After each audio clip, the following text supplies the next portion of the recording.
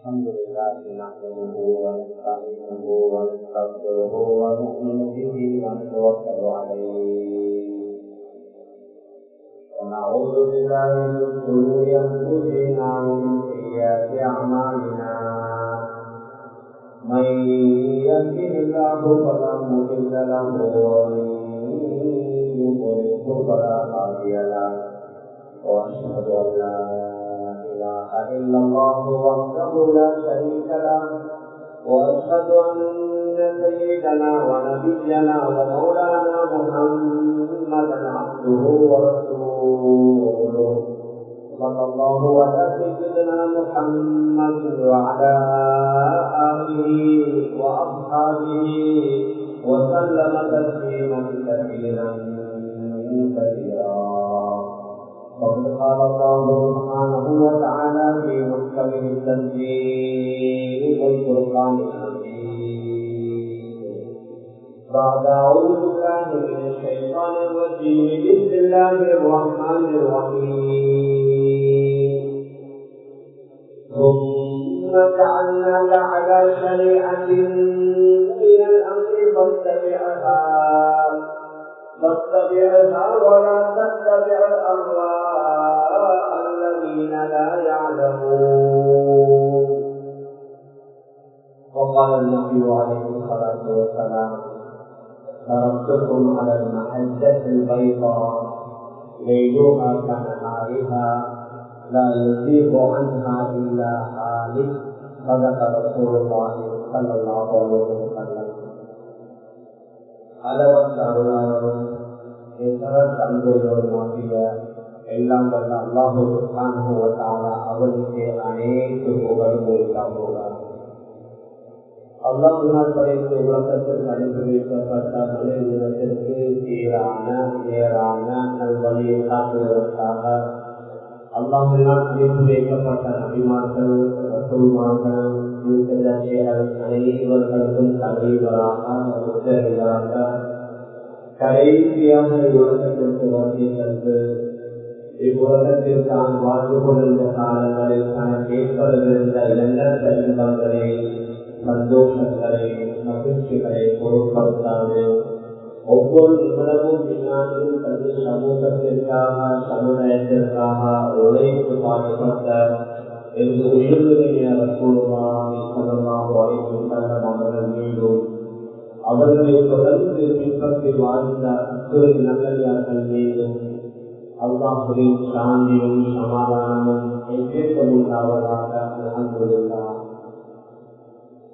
கணித்திற்குரிய பெரியார்களே, அன்பிற்குரிய கணவர்களே, சகோதரர்களே, அல்லாஹ் சுப்ஹானஹு வ தஆலா மனித சமுதாயத்தை படைத்து அவர்கள் உலகத்துல வாழும் காலத்தில் அவர்களுக்கு என்னென்ன தேவைகள் ஏற்படுமோ அந்த தேவைகளை பூர்த்தி செய்வதற்குரிய சாதனைகளையும் முழுமையாக படைத்து ஆசிராவிலேயும் அவர்கள் உயர்ந்த பாக்கியங்களை அடைய வேண்டும் என்பதற்காக நபிமார்களையும் ரசூல்மார்களையும் அவ்வப்போது அனுப்பி வைத்து அவர்களுக்கு சரியான நேரான வழியை ஒவ்வொரு காலகட்டத்திலையும் அல்லாஹ் காட்டிக் கொண்டே இருக்கிறார். மறுமுறையில் அவர்கள் சுபீட்சமாக வாழணும், கட்டுப்பாட்டுடன் வாழணும், அமைதியாக நிம்மதியாக வாழணும். உலகத்தில் வாழும் பொழுது இவ்வாறு வாழ்வதற்கு அவர்கள் அல்லாஹ்வால் தரப்பட்ட தீனை சரியாக முழுமையாக பின்பற்றி நடந்தால் அவருக்கும் அவரை சூழ வாழக்கூடிய மக்களுக்கும் அல்லாஹ் பாதுகாப்பையும் அமைதியையும் ஏற்படுத்துவான். இதற்கு மாற்றமாக யாராவது ஒருவர் எனக்கு மாற்றம் தேவையில்லை அல்லது எனக்கு மதம் தேவையில்லை, என்னை நான் விரும்புகின்ற மாதிரி வாழ விடுங்கள் என்று சொல்லிக் கொண்டு மக்கள் வாழ ஆரம்பித்தால் அவர்களால் தான் உலகத்தில் பிறகுகிறேன், அவர்களால் தான் அந்த பகுதியிலே அமைதியற்ற சூழல் ஏற்படும். அவர்கள் நான் நினைத்தபடி வாழணும் என்று சொன்னால் எனக்கு சரியாகவும் தேவையில்லை, மாற்றமும் தேவையில்லை, அல்லது பிற மதத்தவர்களின் சிலர் எனக்கு எந்த மதமும் தேவையில்லை, நான் விரும்புகின்ற மாதிரி வாழ்வோடுண்டா அவர் சொல்லாமல் தன்னுடைய மனோ இச்சையை தான் கடவுளாக இருந்திருக்கிறார். அதைத்தான் நம்ம கூறுகின்றான்.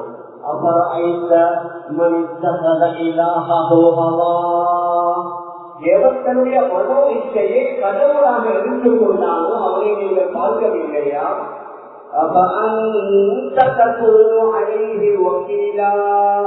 அவருக்கு நீங்கள் பாதுகாவலர்களாக இருப்பீர்களா என்று நம்முடைய தலைவர் ஹஜ்ரத் ரசூலுல்லாஹி ஸல்லல்லாஹு அலைஹி வஸல்லம் அவர்களை பார்த்து அல்லாஹ் கேட்கின்றான்.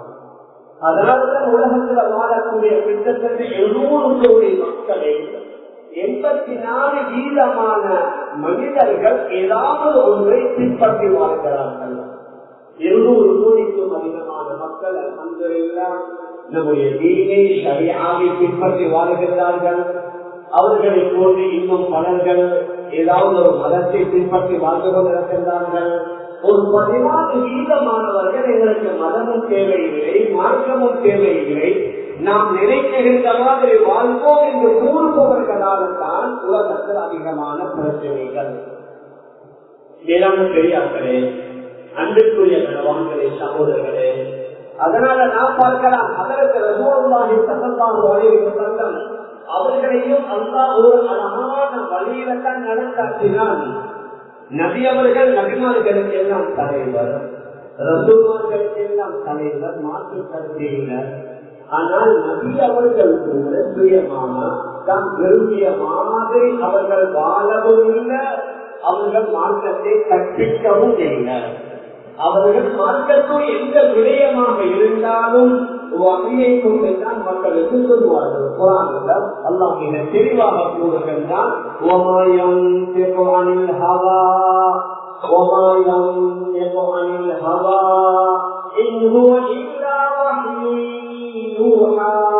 தன்னுடைய ஆசைக்கு தோதுவாக அவர்கள் பேசவும் மாட்டார்கள்.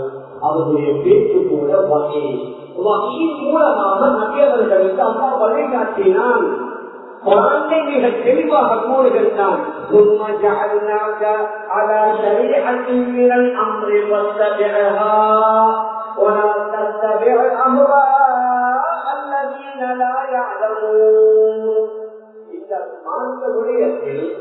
உங்களை ஒரு அழகான வழியில பாதையில நாம் ஆக்கியிருக்கிறோம்.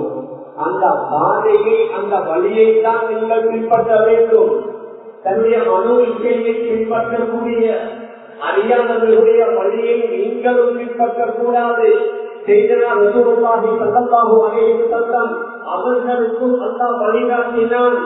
அவர்களையும் இந்த ஷரியாவுடைய அடிப்படையில வாழ வைத்தான்.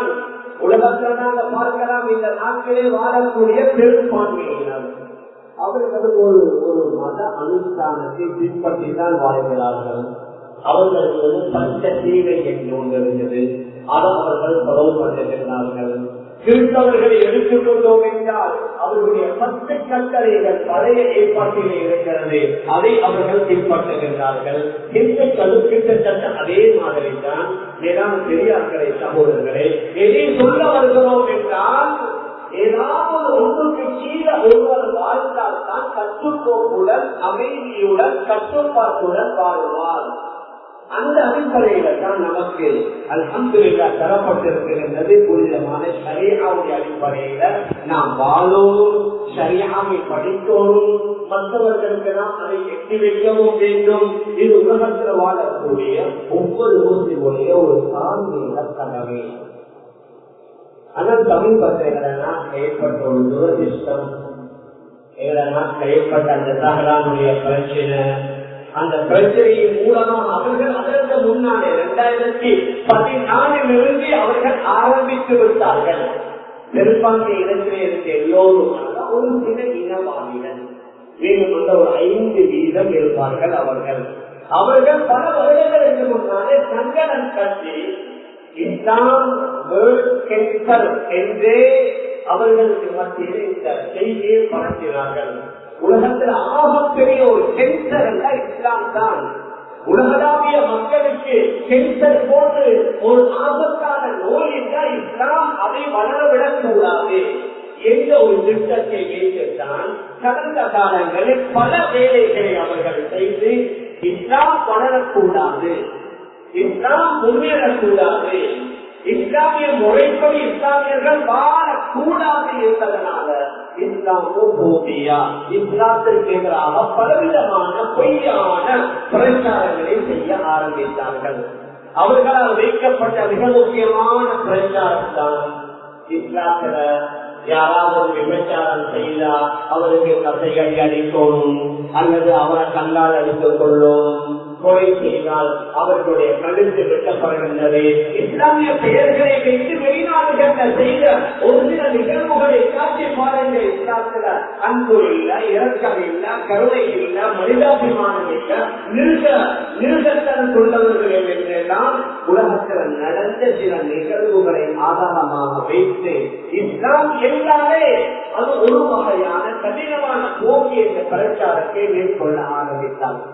வீராம் பெரியார்களே, சகோதரர்களே, அதனால முதலாவது நாம் எல்லோரும் ஷரியா என்றால் என்ன என்று அவங்க சொன்னார்களே. ஷரியா சட்டம் தேவையில்லை, ஷரியாத்துடைய சட்டம் இந்த நாட்டில் உள்ள மக்களுக்கு தேவையில்லை.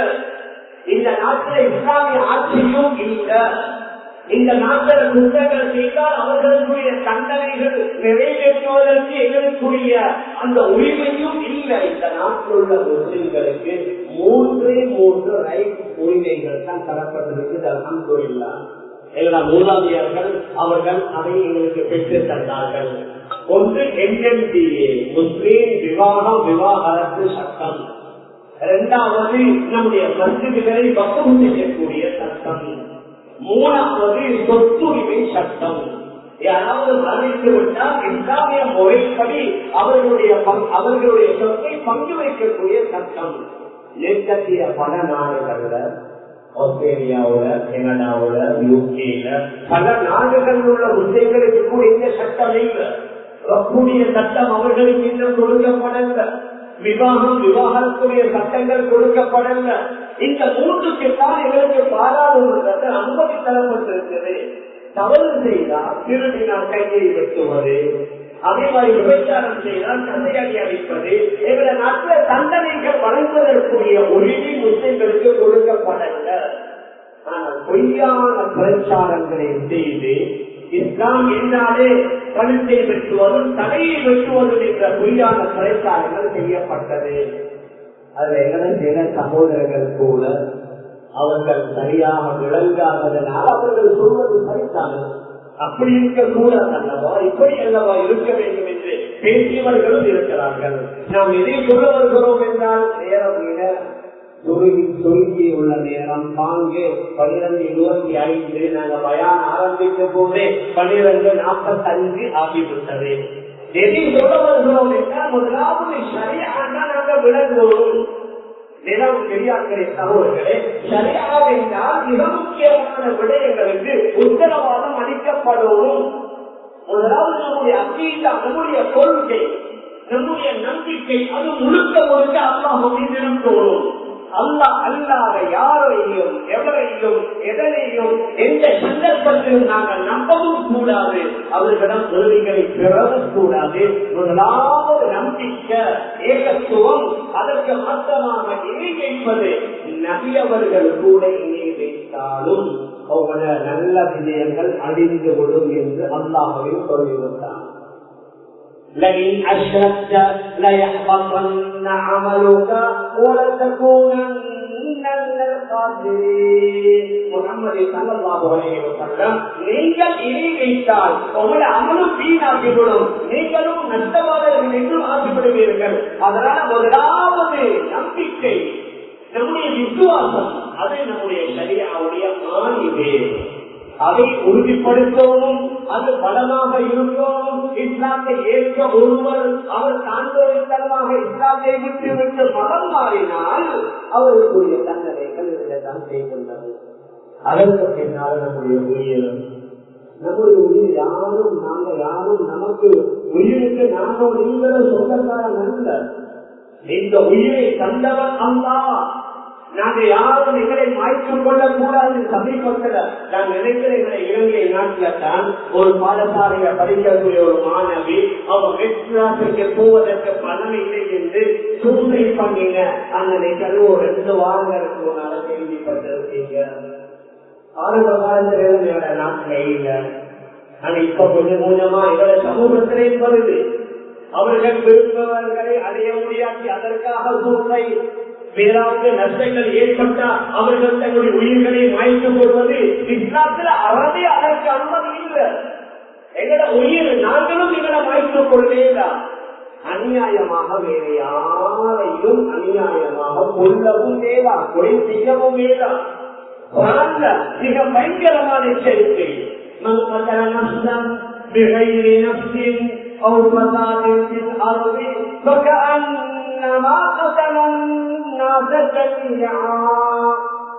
உண்மைக்கு புறம்பான விதத்தில் ஒருவர் கொலையும் செய்யல, பூமியில குழப்பமும் பண்ணல, அப்பாவியான ஒருவரை யாராவது அநியாயமாக கொண்டால் ஒட்டுமொத்த மனித சமுதாயத்தை கொண்டதற்கு சமம் என்று அல்லாஹ் குர்ஆன்ல மிக தெளிவாக கூறுகின்றான்.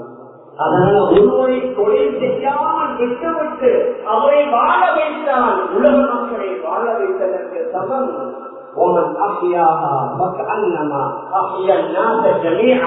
யாரும் ஒருவரை கொல்லாமல் கொலை செய்யாமல் வாழ வைக்கிறாரோ ஒட்டுமொத்த மனிதர்களையும் வாழ வைத்ததற்கு சமம். அதனால நம்முடைய நம்பிக்கைக்கு உத்தரவாதம், நம்முடைய உயிருக்கு உத்தரவாதம், நம்முடைய பொருளுக்கு உத்தரவாதம். நம்முடைய பொருள் அதற்கு நாம் தான் சொந்தக்காரன்.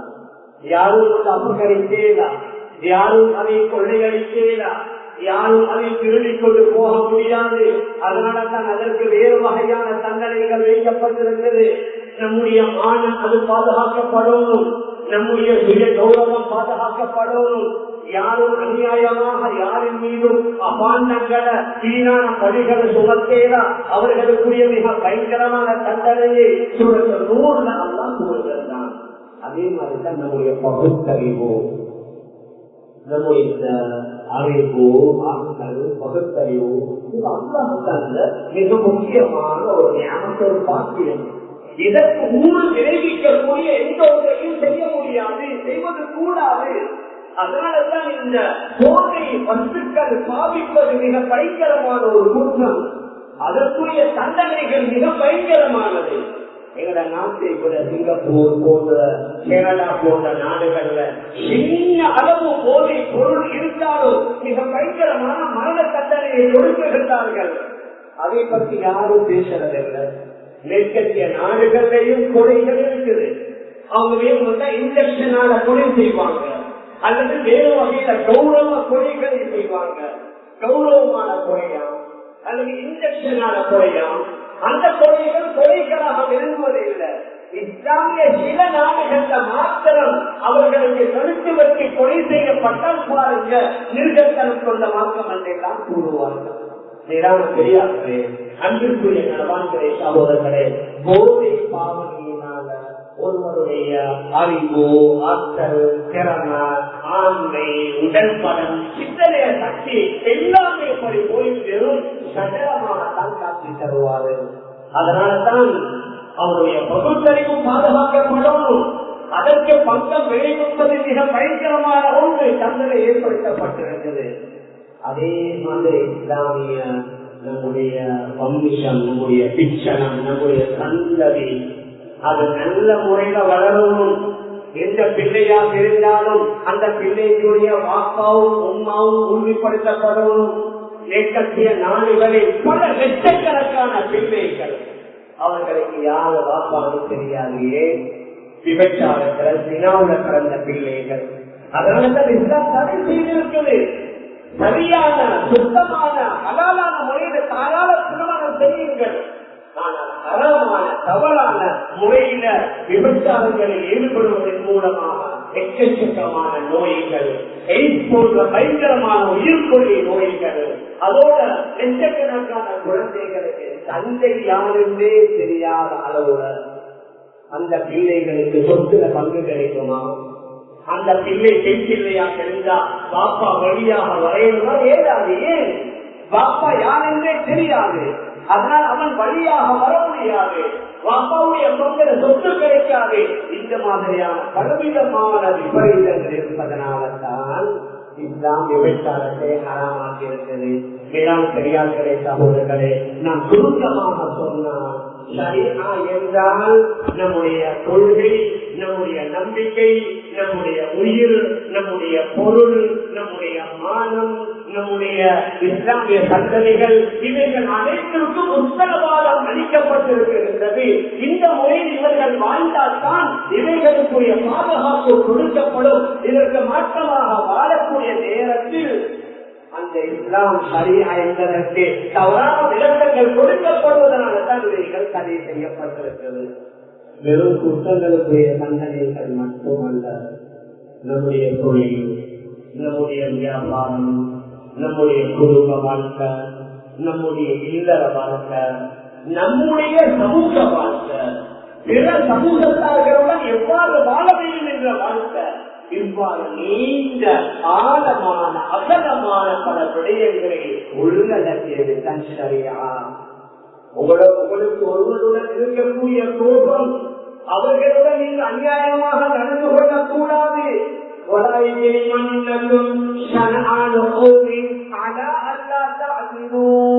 ஒரு கூட்டத்துடன் இருக்கக்கூடிய விரோதம், குரோதம், அவர்களுடன் நீங்கள் அதாவது அநீதமான முறையில் நடப்பதற்கு உங்களை தூண்டிவிட வேண்டாம். யாராக இருந்தாலும் நீதமாக நேர்மையாக நடவுங்கள். சமூகத்துடன் எவ்வாறு வாழும், பிற சமூகத்தார்களுடன் எவ்வாறு பழகும், மேலான பெரியார்களே சகோதரர்களே, இவைகள் அனைத்தும் நம்முடைய ஷரீஅவுடன் மிக தெளிவாக சொல்லப்பட்டிருக்கிறது.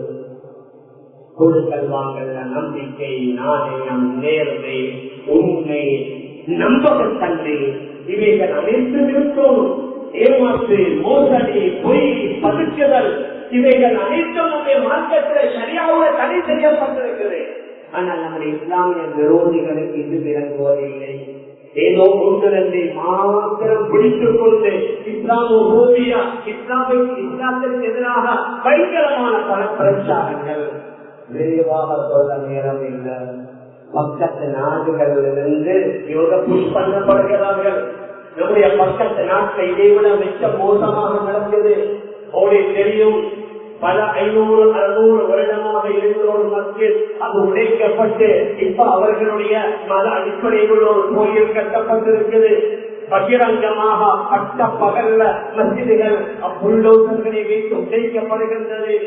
மாமிஷம் வைத்தார்கள் என்பதற்காக பச்சை பச்சையாக இஸ்லாமியர்களை அடித்து கொலை செய்து கொண்டிருக்கிறார்கள். மேலான பெரியார்களே சகோதரர்களே, அவர்களுடைய திட்டமும் ஒன்று. இந்த மாதிரியான சின்ன நாட்டிலேயும் அந்த மாதிரியான விடயங்களை கொண்டு வரும். இஸ்லாத்தை வளரவிடக் கூடாது. மேலான பெரியார்களே சகோதரர்களே, ஆனால் யாரு எதை செய்தாலும் வாயால ஊதி இஸ்லாத்தை அழிக்க இயலா. மிக தெளிவாக சொல்லிக் கொடுத்தான்.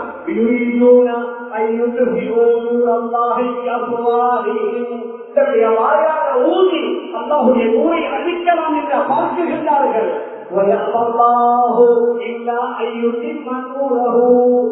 அவருடைய நூரை, அவருடைய ஒளியை, பிரகாசத்தை பூர்த்தியாக்கியே தீருவான்.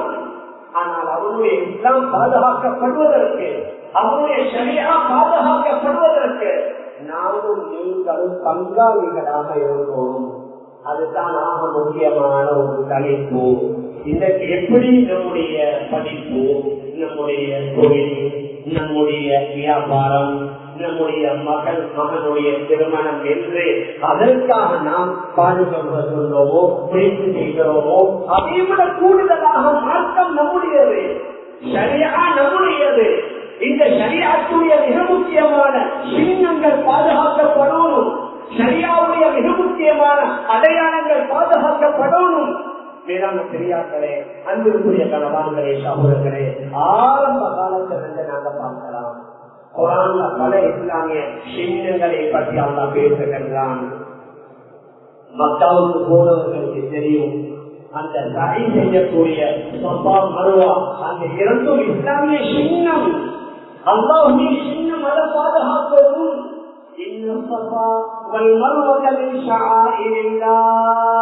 நிச்சயமாக சஃபாவும் மர்வாவும் அல்லாஹ்வுடைய சின்னங்களில் உள்ள சின்னம், அதை பாதுகாக்கவும்.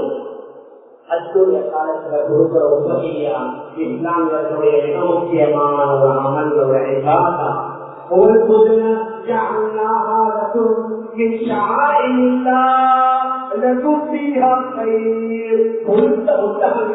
அரங்கிப்பால் கொண்டு வரப்படுகின்றது. அது அல்லாஹ்வுடைய சின்னம். அதில் உங்களுக்கு கயிறுகள் இருக்குது. மேற்கத்திய நாடுகள்ல எங்க நாட்ட மாதிரி நெருச்ச மாதிரி மிருகங்கள் அறுக்கலாம். அந்த சட்ட திட்டங்கள் மிக இறுக்கமாக இருக்குது. ஆனால் அச்சுடைய காலத்துல மாத்திரம் முஸ்லிம்களுக்கு உயிரை கொடுத்திருக்கிறாங்க. நீங்க விரும்புகின்ற மாதிரி ஒரு மிருகங்கள் அறுக்கலாம். சென்ற வருடத்திற்கு முந்தின வருடம் நினைக்கின்றேன். நாங்க யூஎஸ்ல நியூ ஜெர்சியில் சொல்லக்கூடிய ஒரு பகுதி, அங்க எதிர்த்த ஒரு மகல்லா, எங்க இலங்கை வாழ் சகோதரர்களுடைய மகல்லா இருக்குது. பெருநாள் கொள்கையில அச்சு பெருநாள் கொள்கையை முடித்துவிட்டு அவசரமாக அவர்கள் வாமுக்கு போகணும். கிட்டத்தட்ட ஒரு 3-4 மணி நேரம் தமிழ் பண்ணி வாமுக்கு போய் அங்கத்தான் அந்த ஆடுகளை பூர்வம் கொடுத்து அவைகள் அந்த தொடையோட மீண்டும் மாலை நேரத்தில் கொண்டு வந்து நாங்க கண்ணால கண்டோம். இரவு 12 மணி 1 மணி வரைக்கும் அவர்கள் பிள்ள குட்டிகளை வைத்து காட்டிக் கொண்டு அந்த மாமிசங்களை வெட்டி அந்த பங்கு போட்ட காட்சி ஒரு கண்கொள்ளாத காட்சி. ஏன் இவ்வளவு சிரமப்படுவோம், ஏன் இவ்வளவு கஷ்டப்படுவோம்? இல்லை, இஸ்லாமியர்களுடைய ஒரு அடையாள சின்னம். நாங்கள் செய்யற மாதிரி எங்களை பிள்ளைகளை செய்யணும், பின்னால வரக்கூடிய சந்ததிகள் செய்யணும்.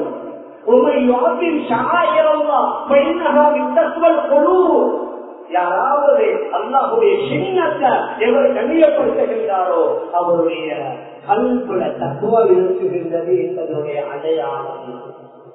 கடந்த காலங்களில் நாங்க பார்க்கலாம், ஒரு சிலர் மிருகங்கள் விலை கூடினதுனால சோசியல் மீடியாவில் நாங்க பார்த்தோம். இப்ப ஆடு மாடுகளுடைய விலை கூடி வச்சு அதனால் இவ்வளவு கஷ்டப்பட சொல்றாங்க.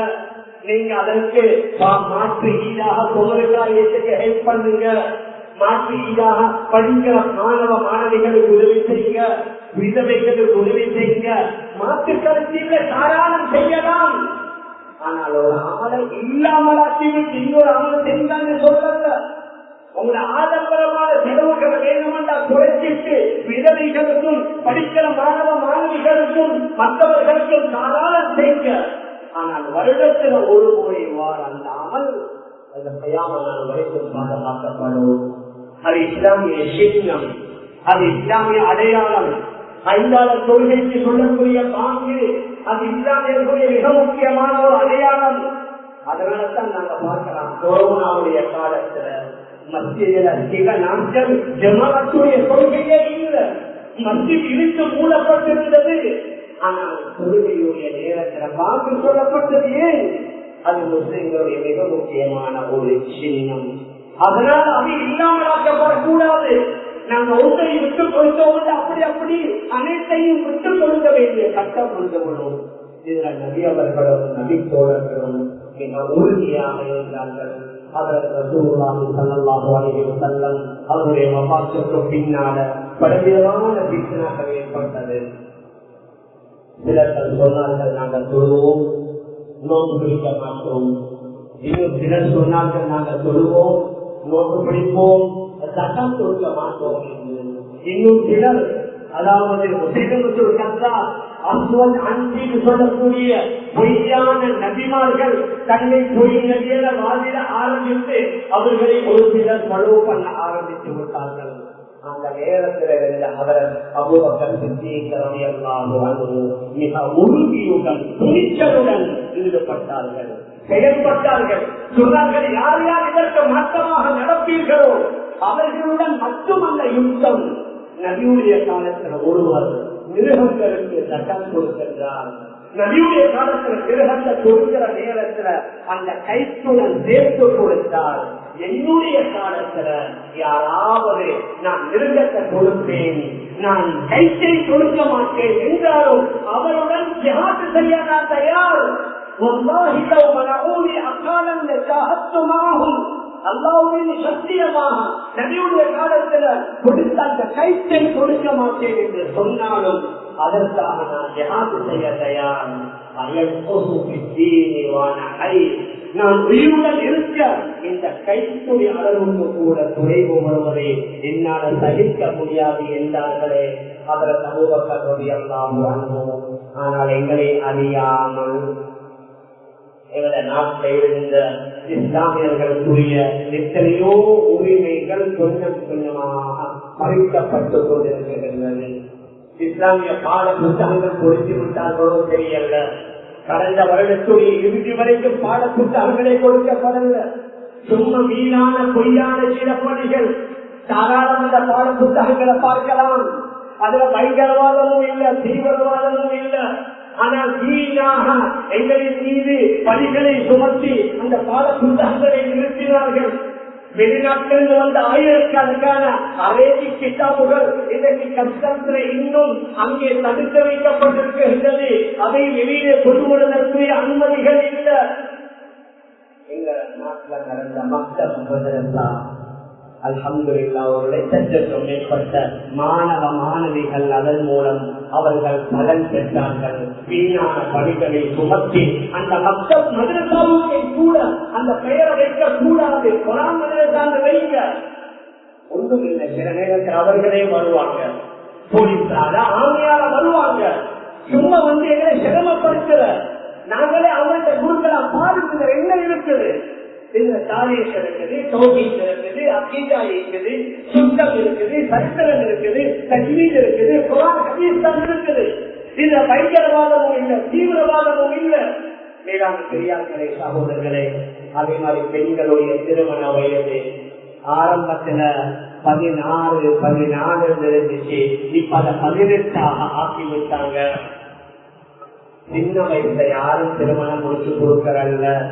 இது எதுக்கு வைக்கப்பட்டிருக்குன்னு சொன்னா, ஒரு கணவன் இறந்துட்டாரு, அந்த மனைவி விதவா, அவளுக்கு 2-3 பெரிய குமரு வைங்களே 12 வயசுல, 13 வயசுல, 14 வயசுல அந்த தாய்க்கு மகரம் யாரும் இல்லை, அது துணை யாரும் இல்லை, வெளியில போவதற்குரிய எந்த விதமான பாதுகாப்பும் இல்லை. அதனால மகனை முடிச்சு கொடுத்தா மருமகன் ஓரளவு பாதுகாப்பு, மருமகன் ஓரளவு துணை என்பதற்காக வேண்டி வைக்கப்பட்ட நம்முடைய மூதாதையர்களால் உருவாக்கப்பட்ட சட்டம். ஆனால் இப்பொழுது திருமண வயது 18 ஆக்கவும். மேலான பெரியார்களே, நான் உதாரணத்திற்கு தான் சில விடயங்களை சொன்னேன். இது போன்ற பல விடயங்கள் சமீப காலத்துல அந்த பெண்கோமலையில அந்த அபாயா, அந்த சண்முகா வித்தியாலயத்துல அபாயாவுடைய பிரச்சனை, எங்க பெண் பிள்ளைகள் ஓரளவு ஏழவர் எக்ஸாமுக்கு போனா அவர்கள் போன்ற அந்த பரிசா இஸ்லாமுடைய பிரச்சனை. இதெல்லாம் ஏற்று முன்னால் உருவானதல்ல. 200-300 வருடங்களுக்கு முன்னால, அல்ஹம்துலில்லாஹ் 100 வருடங்களுக்கு முன்னால நம்முடைய மூதாதையர்கள் பெற்று தந்தது. நம்முடைய மூதாதையர்கள் இதற்காக ஃபைட் பண்ணினாங்க. நாங்க யாரும் வந்தால் அல்ல. இந்த நாட்டுடைய மண்ணின் மைந்தர்கள், இந்த நாட்டுடைய சுதந்திரத்திற்காக பாடுபட்டவர்கள், இந்த நாட்டுடைய பல மன்னர்களை பாதுகாத்தவர்கள் அந்த இஸ்லாமியர்கள், போர்த்துகீசர்கள் இந்த நாட்டுக்கு வருகிறார்கள். இந்த நாட்டை சுரண்டார், இந்த நாட்டை கொள்ளையடிக்க வந்த நேரத்தில் அந்த மாயால் என்று சொல்லக்கூடிய அரசனுடன் மிக முக்கியமாக இந்த இஸ்லாமிய படைகளில் யாரு குஞ்சலி மலைக்காரன் ஒருவர் இருந்தார். அதே மாதிரி இன்னும் ஒருவருடைய பேர், அந்த 2 பேருடன் சேர்ந்து ஆயிரக்கணக்கான முஸ்லிம்கள் அந்த போர்த்துகீசர்களுக்கு எதிராக இலங்கை சுதந்திரத்திற்காக பாடுபட்டார்கள். உசதி மறைக்கார், அதாவது பச்சை மறைக்கார், சிங்கனி மறைக்கார், அவருடைய தூண்டி இன்று வரைக்கும் மல்வாவில ஞாபகார்த்தமாக அமைக்கப்பட்டிருக்கிறது. வாப்பிச்சு மறைக்கார். மேலான பெரியார்களே, சகோதரர்களே, அவர் இந்த நாட்டில் செய்த வேலைகள் 1-2 அல்ல. அதே மாதிரி இன்னும் பலர்கள் பிபி ஜாயாவாக இருக்கலாம், வாப்பிச்சு மறைக்காராக இருக்கலாம். இன்னைக்கு நாங்கள் இருக்கலாம் இந்த மருதானையில் உள்ள ரயில்வே ஸ்டேஷன், இத கட்டிடது யாரு? சாமி மறைக்கார் என்று சொல்லக்கூடியவர். கொழும்பில் உள்ள மியூசியம், ஒரு நாட்டில் உள்ள மிக முக்கியமான ஒரு நாட்டுடைய முதுகெலும் கொண்ட மியூசியம், அதை கட்டி கொடுத்தது யாரு? அல்லாமா வாப்பிச்சு மறைக்கார் தான். அதற்கு அந்த நேரத்தில் இருந்தவர்கள் கேட்டார்கள், உங்களுக்கு இதற்கு ஏதாவது நாங்க பரிசு தரணும், இதை நீங்க கட்டி இந்த நாட்டுக்கு அர்ப்பணம் செய்வதற்கு என்ன செய்யணும் என்று கேட்டதற்கு அந்த மனிதர் சொன்னால் எனக்கு ஒரு பரிசு தேவையில்லை, வெள்ளிக்கிழமை மட்டும் இதை போடுங்க, வெள்ளிக்கிழமை மட்டும் இந்த மியூசியத்தை போடுங்க. வெள்ளிக்கிழமை மிக முக்கியமான ஒரு தினம். இதை திறந்து வைத்தால் சும்மா இல்லாமல் மக்கள் வந்து வருவார்கள். பல வருடமாக வெள்ளிக்கிழமை மூடப்பட்டு கொண்டிருந்தது. சமீபத்தில் வந்த சில ஆட்சியாளர்கள் தான் அதையும் மாற்றிவிட்டார்கள். உயர்ந்தோடைய உள்ள ரயில்வே ஸ்டேஷன் இந்த வாக்கிட்டு மறைக்காடுடைய ஷேக்கு தான் அமர்ந்திருந்த வந்தவர் அப்துல்லாஹ் இப்னு உமர் அல் பாதிபி சொல்லக்கூடியவர் கஹத்தோவுக்கு அடங்கி இருக்கிறார். அந்த ஷேக்கை பார்ப்பதற்காக வாக்கிட்டு மறைக்காடு அடிக்கடி வருவாரு. அவர் வியங்குடைய வழியாக ட்ரெயின்ல வந்து அங்கிருந்து தன் கஹத்தோவுக்கு செல்வாரு. அவரால் கட்டப்பட்ட ரயில்வே ஸ்டேஷன் தான் வியங்குடைய உள்ள அந்த ரயில்வே ஸ்டேஷன். 1000 ரூபாய் தாளை எடுத்து பாருங்க.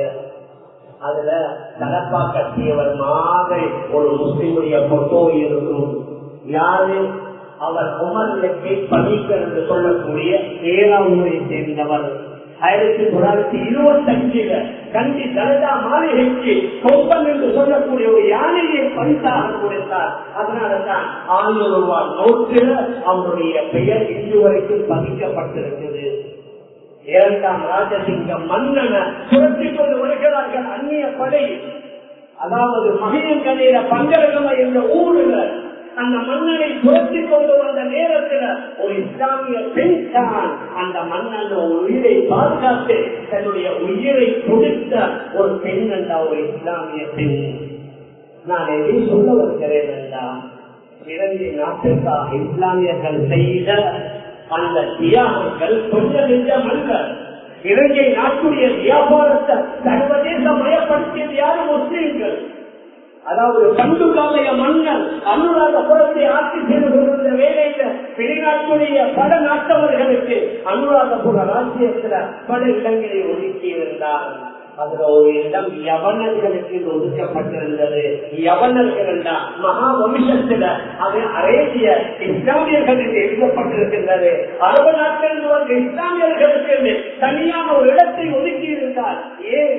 அவர்தான் இலங்கை திருநாட்டுடைய மிக முக்கியமான வாசனை திறமைகளை சர்வதேச மயப்படுத்திய பெருமை முஸ்லிம்களுக்கு உள்ளது. வேளாண் பெரியார்களே, சகோதரர்களே, பல மன்னர்களுடைய தூதுவர்களாக திகழ்ந்தவர்கள் இஸ்லாமியர்கள். ஏன்? அவர்கள் இருந்த பண்பொழி ஆட்கள், அவர்கள் இருந்த கடல் மொழி பயணம், அவர்கள் இருந்த நம்பிக்கை நாணயம், பல மன்னர்களுடைய தூதுவர்களாக, பல மன்னர்களுடைய வைத்தியர்களாக இவ்வாறு நாங்கள் பார்த்தோம்டா இலங்கை நாட்டிலே வாழ்ந்த நம்முடைய முன்னோர்கள் இந்த நாட்டுடைய பாதுகாப்பு, இந்த நாட்டுடைய பொருளாதாரம், இந்த நாட்டுடைய அதே மாதிரி மக்களுடைய ஆரோக்கியம், இன்னொரு பல விடயங்களில் முஸ்லிம்கள் பங்கெடுத்ததனால்தான் ஆங்கிலேயர்கள் இந்த நாட்டுக்கு சுதந்திரம் கொடுக்கும் போது எப்படி கொடுத்தார்கள்? சிறுபான்மையினர் அவரவர்களுடைய மத சுதந்திரத்துடன் தான் இந்த நாட்டிற்குரிய சுதந்திரம் கொடுக்கப்படுகின்றது. அவருடைய மத அனுஷ்டானப்படி அவர்கள் வாழ்வதற்கு முழு சுதந்திரம் இருக்குது. மேலான பெரியார்களே, சகோதரர்களே, ஒரு சின்ன விடயம். 1905ஆம் ஆண்டு நாட்டுடைய உச்ச நீதிமன்றத்துடைய ஒரு வழக்கறிஞர் அப்துல் காதர் என்று சொல்லக்கூடியவர், அவர் தொப்பி போட்டுக் கொண்டு உயர் நீதிமன்றத்திற்கு செல்கிறார். அந்த நீதிமன்றத்துடைய நீதி அரசர் சார்ல்ஸ் பீட்டர் லயார்ட் என்று சொல்லக்கூடியவர் சொன்னாரு, நீங்க தொப்பிய கலட்டி கொண்டு தான் உள்ள வரணும். ஆனால் இவர் சொன்னார், இல்ல, இதைகளை முஸ்லிம்களுக்குள்ள ஒரு உரிமை, இஸ்லாமியர்களுடைய ஒரு சின்னம், அடையாளம். அவர் கேட்கல. அதற்கு பின்னால் அவருடைய வீடு தொலை சென்றிருந்தது. மிக முக்கியமான 30க்கும் மேற்பட்ட முக்கியஸ்தர்கள் அவருடைய வீட்டிற்கு சென்று அவரை தனியாக சந்தித்தும் கேட்டார்கள், இந்த தொப்பியுடைய ரைட்ஸை நீங்க மறுக்க கூடாது. அவர் பிடிவாதமாக இருந்தார். அதே 1905 டிசம்பர் மாதம் 31ஆம் தேதி மருதான சாமிரா கொலை. உண்மையில சொல்ல போனா மருதான சாமிரா கொலை அல்ல, அது மதரசா.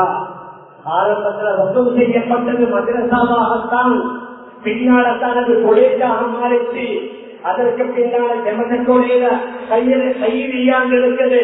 கைலியா பாடசாலை அது கூட மதரசங்களும் கைலியா தான். பின்னால்தான் பாடசாலைகளாக மாறிடுச்சு. எங்கள மூதாதையர்கள் அதை முதல்ல மதரசாவாக மக்கள் செய்தார்கள். பின்னால் அது மாற்றப்பட்டிருச்சு பாடசாலையாக.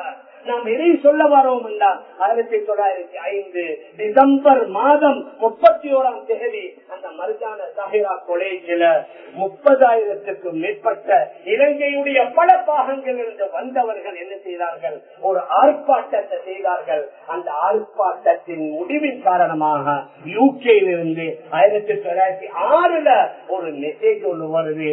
முஸ்லிம்களுடைய அவர்களுடைய சின்னங்களில் கை வைக்காதீங்க. அவர்கள் பெற்று தந்ததுதான். பாடசாலைக்கு வரும்போது தொப்பி அணியலாம். பெண்கள் அவர்கள் பரிசா ஹிஜாப் அணிந்து கொண்டு வரலாம். ரமதானுடைய காலத்துல நோன்பு பிடிக்கிறதுனால விடுமுறைகளை கொடுக்கலாம்.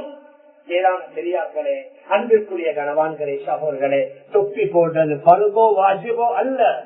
அது ஒரு சுன்னா அல்லது அது எங்கட ஒரு மிக முக்கியமான சின்னம், அடையாளம். ஆனாலும் அந்த தொப்பியை கூட நம்முடைய மூதாதையர்கள் விட்டு கொடுக்கல. ஆனால் நான் எதையும் சொல்ல வாரேன்டா, எங்களை அறியாமல், எங்களுக்கு விளங்காமல் எங்களுக்குள்ள மிக முக்கியமான ரைட்ஸ்கள் கொஞ்சம் கொஞ்சமாக பறிக்கப்பட்டு கொண்டிருக்கின்றது. அதுல ஒன்று தான் மதரசாக்களுக்குரிய சட்ட திட்டங்கள். இலங்கையில மதரசாக்கள் அதிகம். மதரசாக்களை மூடணும். மேலான பெரியார்களே, சகோதரர்களே, இலங்கையில் 950 பாடசாலைகள், எத்தனையோ லட்சம் மாணவ மாணவிகள் பாடசாலைகள்ல படிக்கிறாங்க. மதரசாவுல ஓதக்கூடிய மாணவர்கள் வேணுமென்ற ஒரு 30,000 பேர் இருப்பாங்க. எதை சொல்றாங்க? மதரசாவின் மூலமாகத்தான் ஷரியாவே பாதுகாக்கப்படுது. இந்த ஷரியா பாதுகாக்கப்படுது என்றால் அது மதரசாக்களின் மூலமாகத்தான். மதரசாக்களை மூடிவிட்டால் ஷரியாவே ஆட்டம் காணும். ஆனா கவலை என்னண்டா, எங்கட சில சகோதரர்களும் அதற்கு ஆமாசாமி சொல்றதாம். மதரசாக்கள் கூடிருச்சு, அதை குறைக்கணும், அதை கட்டுப்படுத்தணும். ஒரு டிஸ்ட்ரிக்டுக்கு ஒரு மதரசா தான் தேவை. மேலான பெரியார்களே, சகோதரர்களே, அல்லாஹ் பாதுகாக்கணும். இவைகள் ஒவ்வொன்றிலையும் நாம் ஒவ்வொருவரும் கரிசனை காட்டணும். என்னுடைய தொழில், என்னுடைய வியாபாரம், என்னுடைய குடும்பம், என்னுடைய பிள்ளை என்பதை போன்று ஷரியா நம்முடையது. வெறும் வாயால பேசி ஷரியாத்தை பாதுகாக்கலாம், செயலால செய்யணும். இஸ்லாமிய சுன்னத்துகள் நம்முடைய வாழ்க்கையில பிரதிபலிக்கணும். நம்முடைய பெண்களுடைய வாழ்க்கையில அபாயா அது பிரதிபலிக்கணும்.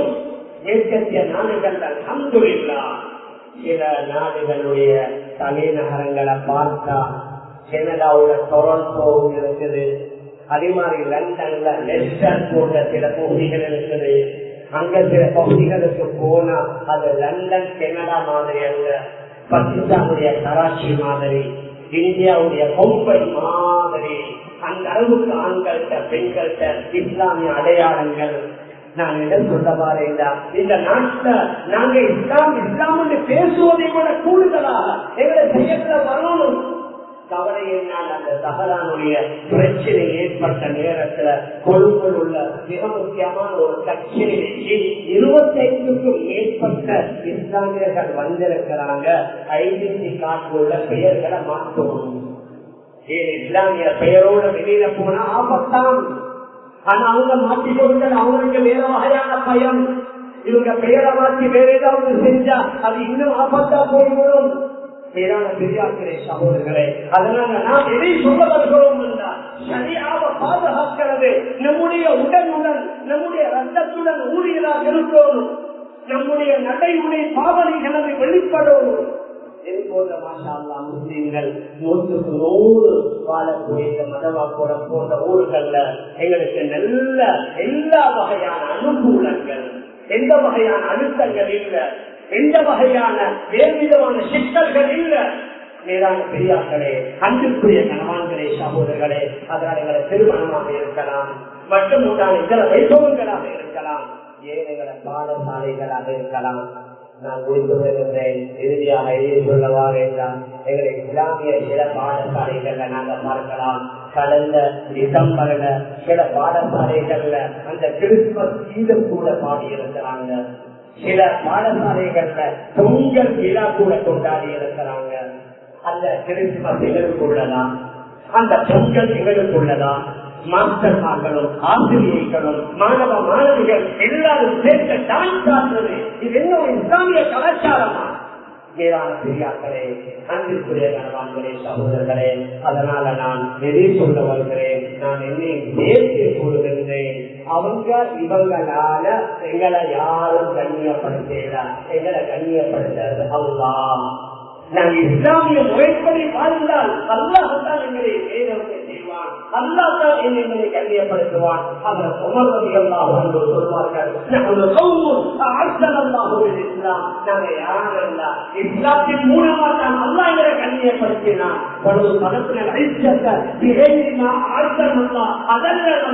நாங்கள் இஸ்லாத்தை விட்டுவிட்டு வேறொன்றின் மூலமாக கண்ணியத்தை செய்தியோம் அல்லாஹ் எங்களை கேவலப்படுத்துவான்.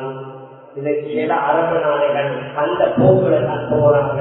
மதுபான கடை தேவையா, மியூசிக்கல் ஷோ தேவையா, புதுவருட கொண்டாட்டம் தேவையா, அங்கே அவர்களுக்கு என்னென்ன மேற்கத்தியவர்களுடைய கொண்டாட்டங்கள் தேவையா, அவங்க நினைக்கிறாங்க அதன் மூலம் கண்ணியம் இல்லவே இல்ல. இப்பொழுது கண்ணியம் மாதிரி தெரிந்தாலும் ஒரு கேவலம். தீனின் மூலமாக தான் அல்லாஹ் கண்ணியப்படுத்துவான், இஸ்லாத்தின் மூலமாக தான் அல்லாஹ் எங்களை உயர்த்துவான். மேலான பெரியார்களே, அன்பிற்குரிய கணவான்களே, சகோதரர்களே, அதனால நாங்க தீனை, இஸ்லாத்தை, ஷரியாவை முன்னால வைத்து அதில் உறுதியாக இருந்து எங்களுடைய நடவடிக்கைகளை மேற்கொண்டோம் என்றால் அல்லாஹ் உதவி செய்வான். அல்லாஹ் உதவி செய்ய நாடினா யாராலும் எவராலும் எதனாலும் எங்களை ஒன்றுமே செய்ய முடியாது. அந்த அடிப்படையில தீனுடைய ஷரியாவுடைய அடிப்படையில ஆண்களும் பெண்களும் சேர்ந்து நாங்கள் வாழ்வதற்கு எல்லாம் அல்லாஹ் நம் அனைவர்களுக்கும் தௌஃபீக் செய்வானாக. ஆகவே அல்லாஹ் நம் எல்லோருடைய பாவனை மன்னிப்பாயாக. நம்முடைய பெற்றோர்கள், உற்றார்கள், உறவினர்கள், முழு உலகத்தில் உள்ள அனைத்து இஸ்லாமிய ஆண்கள் பெற்றோருடைய பாவனை மன்னிப்பாயாக. விசேஷமாக வாழக்கூடிய சகோதரர்களை பாதுகாப்பாயாக. ஒரு 125 நாட்களுக்கு மேற்பட்ட நாட்களாக அவர்கள் அனைத்தையுமே இழந்து விட்டார்கள். அவர்களுக்கு தங்குவதற்கு வீடோ, நோய்க்கு மருந்தோ, ஆறுவதற்கு சங்கத்தையோ இல்லாமல் தகர்த்து கொண்டிருக்கிறார்கள். சவாதிகளுக்கு முடிவு கட்டி நம்முடைய இஸ்லாமிய சகோதரர்களுக்கு நீ உதவி செய்வாயாக. மேலும் கீழாலும் முன்னாலும் பின்னாலும் வலதாலும் இடதாலும் எல்லா வகையிலும் அவர்களுக்கு உதவி செய்வாயாக. இந்த நாட்டிலே வாழக்கூடிய நாம் எல்லோரும் எல்லா மக்களுடன் நாங்கள் சகவாக்குடன் சேர்த்து இணைந்து மார்க்க அடிப்படையில் வாழ்வது